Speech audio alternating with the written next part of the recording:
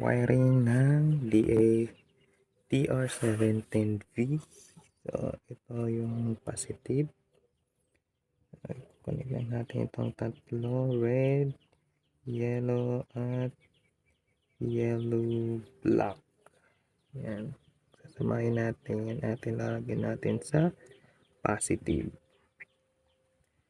At yung dalawang orange at orange black, may line na black, yung negative, pag sasama rin natin yan, sasamahin at i-connect sa body ground. Ito naman yung white at saka white black.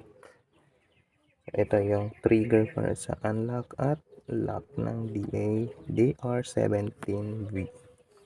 So, ang kulay niya ay puputulin natin ito galing dito sa socket na ito.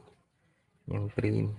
Ito yung unlock ata or ito yung lock. So, kahit magkabaliktad yan ay pwede. So, itong pink. So, para ito sa siren. So, kaya nang bahala kung i-connect or hindi. So, try natin.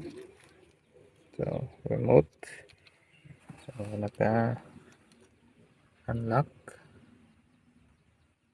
Lock natin. Yun. Unlock. Yan. Yan.